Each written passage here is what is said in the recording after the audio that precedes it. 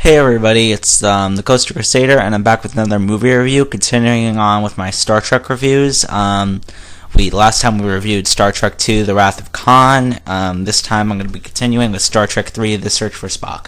Now, unlike Wrath of Khan, this requires previewing of Wrath of Khan itself. So if you haven't watched Star Trek II, you need to watch it, or else you have no idea what's going on, because this is a direct sequel. This takes place directly in the aftermath of the events of Wrath of Khan, basically. So I'm not gonna. So with that, in order to give the plot of this film, you have to have seen Wrath of Khan, because there's spoilers from Wrath of Khan in this movie. So if you haven't seen Wrath of Khan, or you don't want Wrath of Khan spoiled, do not watch this review. So I'm gonna give 5 seconds for you to leave. 5, 4, 3, 2, 1. Okay, you're gone? Okay, so at the end of Wrath of Khan, obviously Spock died, and they blasted his place, along with the Genesis device to an abandoned planet, which made the planet grow. So now they're heading home, and they're heading home back to Earth, and strange shit is happening. McCoy is acting all strange. He's almost like possessed by a demon or something, and we'll find out what that is eventually. He's acting all freaked out, and then eventually, when they get back to Earth, McCoy is still infected with this thing. Spock's father comes and says that Spock implanted his soul into McCoy before he died. So, in order to reunite the body with the soul, so Spock isn't really dead, basically. His soul's still alive. So, basically, his body survived the impact with the Genesis planet. Thanks to the Genesis planet, he's growing up again and be reborn. So you have to... Why the hell... This is why the hell did you shoot his Spock's body? You could have just basically, Spock never died. So he's like, okay, you gotta go down to the Genesis planet and rescue Spock's body.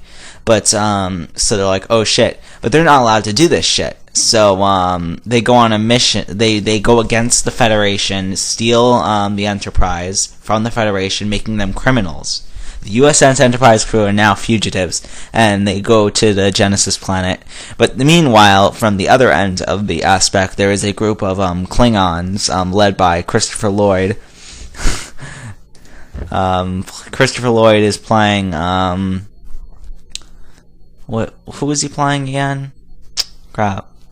I don't remember his character's name, but it's the lead Klingon of this Klingon ship vessel or something, and he's the main antagonist, and he wants the Genesis technology for himself, because all the villains in this universe want the Genesis technology. So he wants the Genesis technology. So basically, it's a battle. While Kirk's trying to rescue Spock, he has to fight the Klingon played by as well. So this movie, after Wrath of Khan, is, I'd say, a little under. I don't want to say it's just as good, because it didn't give the same feeling that Wrath of Khan did, but it was still a good movie. I think I liked this one a tiny bit less, because there were some inconsistencies. Why wasn't Spock's father at Spock's funeral at the end of Wrath of Khan to tell him not to launch the body with the Genesis device? So that's one problem right there. The second problem is that, what's it called? It's that easy to break out of the Federation. Really, I understand you're a high-ranking member in the Federation, Kirk, but it's really that easy. I would have never imagined it to be that easy to break out of the Federation. And I mean, there were some little general mini flaws, but other than that, it was a really good movie. I mean, the villain was okay. Christopher Lloyd's kind of underwhelming, but compared to Khan, obviously, but he was a pretty good villain. Everybody's good, and Kirk is especially good in this movie, I think. Is William Shatner, obviously. He does a really great scene. I'm not going to really show it because it's a pretty long scene where when he's stealing the Enterprise, they give him basically one of the Federation leaders gives an ultimatum. You either lose your position in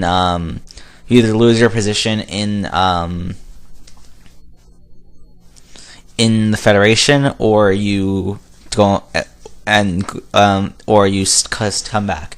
So, and it's a really emotional scene, and he does it.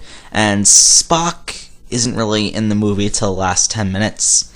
Well, real Spock, Leonard Nimoy Spock, so I can't really judge him McCoy is awesome, Scotty's awesome, Chekhov, Sulu, Uhura. They're all pretty good. This was actually my first introduction to the Klingons because I never watched the show. I only seen the movies, and they're okay. I mean, I know they're like the main villain in the Star Trek universe next to Khan, I think, but so I think they're okay, and the story was decent enough.